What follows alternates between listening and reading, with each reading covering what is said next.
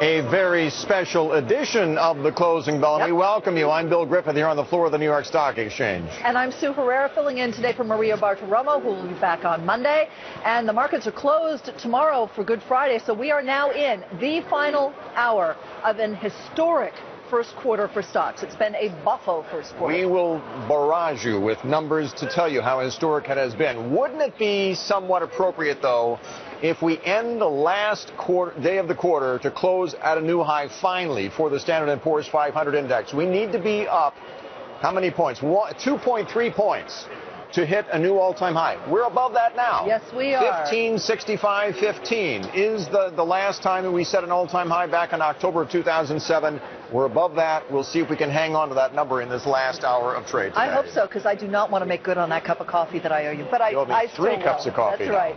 Let's get to Bob Pisani, who knows exactly where we stand right now since the beginning of the new year. Bob. And it doesn't get much better than this. Folks, you want to see what a broad market rally looks like? Look at the major sectors so far this quarter. When you get defensive names like healthcare and consumer staples up double digits, along with more cyclical names like financials and energy up double digits, that's as good as you get. That's as broad a market rally as you can possibly ask for. About the major indices, they're all up, but they're led, again, by cyclicals like the transports and small caps. That's a very good sign. You like small caps. They often lead when economies are expanding. How about the world? The U.S. is the place to be. Everybody kept saying it, but look, the S&P is leading everybody else except Japan, which is in the middle of a yen deflationary frenzy. Elsewhere, China, Spain, Brazil, a lot of the emerging market countries were down this year. And Bill's right. It'd be a great little coda to end the quarter if we could get the S&P to close at 1565 or above. Take a look. There is 13 years of the S&P, and that is the famous triple top, 2000, 2007, and now 2013 for the record high. So, guys, the question I asked today, what would make it really big? And that would be if we could get 2 or 3% above this. A decisive break above the old triple top. It's around 1600. That'll get a lot of people squawking. And the good news, guys, is the market breadth, advanced decline line, is still pretty strong. Guys, back to you. All right, Bob, thank you so much, and stay with us as well. So is today going to be the day? The S&P 500 trading above that all-time closing high right now. It's been doing it at different points of the day. Question is going to be there at 4 p.m. Eastern time when that closing bell rings. We will find out. All right, in today's Closing Bell Exchange, we talk with Gordon Charlotte, CNBC market analyst from Rosenblatt Securities, Lee Munson from Portfolio Asset Management, Rob Morgan from Fulcrum Securities, and we're adding our own Rick Santelli to the mixture as well. My friend Gordon, what do you make? A lot of complicated things going on here before the close. You got rebalancing, all that stuff. Do you think we'll close above the all-time high in the S&P, and will that be significant? Yeah, Bill, I'm pretty confident we're going to close. Look, it's the last day of a quarter, last day of a month. There's no reason for them to sell them off here. If anything, they'll mark them higher going into the bell. But it's going to be a major liquidity event here. We're already seeing numbers starting to expand here. So we're getting set up here for a pretty exciting close, and it will be higher.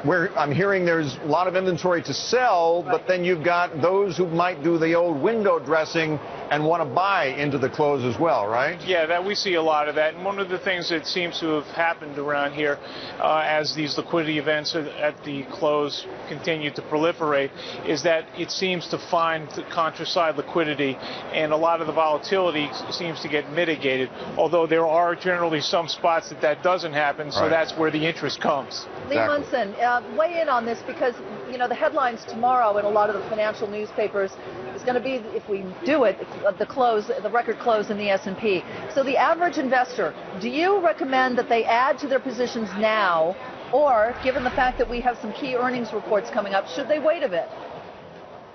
You know, I think that what you need to do right now, if you're overweight in stock going in this quarter, I think you need to rebalance. So, Sue, if somebody has a 60-40 mix and they wake up this weekend and see it's 70-30, go back to that 60-40. Why? You're right. Earnings are going to come out, and if we do get some volatility, the best way to stay a bull for the rest of the year and take advantage is to have a little dry powder, a few treasuries in your portfolio to trade a bear when they have 2 or 3 days in the sun. That might be the next couple months. You know, as we all know, bulls make money, bears make money, but pigs get slaughtered, as they say. Rob Morgan, we've had an historic first quarter, the best since 1998 for the Dow, and if we're up 55 points today on the Dow, it would be the best since 1987 for a first quarter. What about the rest of the year and the second quarter? I mean, you sort of see sideways action from here, right?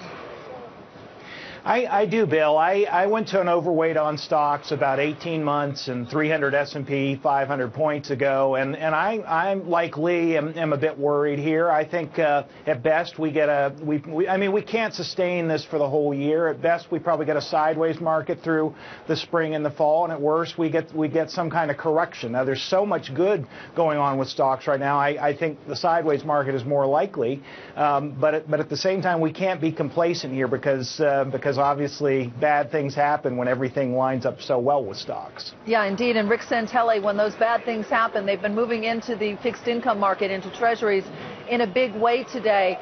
Do you anticipate that trend continuing, and can we have the bond market rally continue at the same time that we have the stock market rally? I definitely think so, and I think that the answer to that would be FED, so the answer would be yes. And I think in terms of stocks, Bob has it nailed down. We're the only link in a world of Fiat 500, so I continue to think that you're going to see a lot of investors come here. We had a guest on earlier, and she said that we've seen some of the biggest equity outflows in Europe since August. I think that's very telling. But once again, just because the Fed is pushing the tide up and all the ships are floating, you still have to be careful. In the old days, I'd say, sell some calls against your stock position. Right, but with volatility being so low, I don't know if there's enough VIG there to even make it interesting. And the one thing that I'm a little worried about, Rick, is what happened last week. When you have FedEx, Oracle, Caterpillar kind of disappointing in the guidance or the commentary, that doesn't set a good tone for going into earnings season. We had a very short historic high if we close here for a very short period. If we get that kind of tone from other companies, we're going to be moving sideways. But haven't expectations kind of been dampened down a little bit, Bob, because of the FedEx and the Cats? We're at historic highs. I mean, maybe we would have been higher if it wasn't for them. I think we would have. We would have hit a historic high last week for sure. But I don't see much dampening of expectations so far. And I don't see a lot of people taking estimates. In fact, Lee Munson, I mean, you feel after this earnings season's over, then you'd be comfortable getting back into this market again. How much higher could we go then, do you think, by the end of the year? And what would you be investing in? Well, first of all, I think that we can get close to 1,600. A few months ago, I thought that 1,575 was it. But I think that right now, what you want to stay large U.S. I think if you want to take your profits off the table, Rick had a great point. When I was a kid, you wrote covered calls. Now for our clients at Portfolio, we actually have to take off a little bit of our equity exposure and stay neutral weighted. But if you need to commit some money right now, stick with large U.S. and just keep a broad-based S&P. And also look at those emerging markets, because guys, the emerging markets, they did not have that great first quarter. But again, keep it simple. Just rebalance. It's very easy. Do you go for dividend payers? I mean, so that at least you're getting a little bit of income? Well, no, I would stay away from that. I think the dividend play right now, those large cap value, I think it's overplayed. I think you could be disappointed. Remember, investors need income, not necessarily yield. I would also, if I had to buy some bonds right now, I would rather buy overpriced treasuries as a rental than go into, say, the high yield markets. And we still own high yield, just not as much as we did 3 months ago.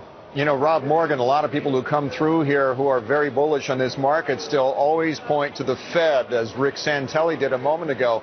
You're saying, well, we've had a very good quarter. Let's take what we can here. But is it possible we don't have a sideways action? We continue higher the rest of the year because of the Federal Reserve and all liquidity? Well, Bill, I am still overweight stocks, and I think if I were a betting man about saying whether stocks are going to go up or down from here, I'd be biased to them going up. But my thought is that probably sideways is what we see. What worries you, Rob? And that's okay. That's still bullish. Well, yeah, we would take that after this kind of a quarter, right? Exactly. But yes, what is worrying you, Rob, other than just an 8 to 10% gain for the Dow this quarter? Well, with the Fed action, and Rick can jump in on this too, I think eventually we're going to start to see some signs of inflation come into the inflationary pipeline, and that would be quite a shock for the market to see that. So it would take some time for that to develop. But funny you should mention that, because, and Rick, maybe you do want to weigh in on this. I just saw a report today that said even as the price of gold was going lower this quarter, it struggled mightily. Central banks were in there buying in size this quarter. Very savvy for central banks. Do you think they know something that we don't about inflation? I don't think central banks know anything we don't, to be quite honest with you. But in terms of gold, I tried a long time ago to stop looking at it in the old ways. I'll stick with my story from the other day. I think the securitization of the gold market through ETFs makes it very difficult to decipher.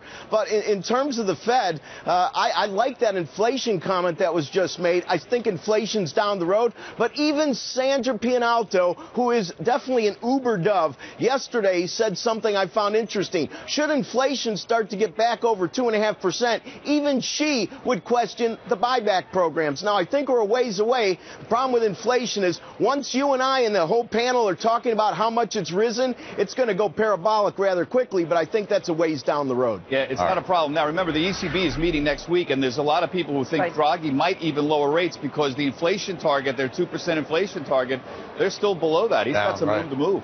All right. Thank you, guys.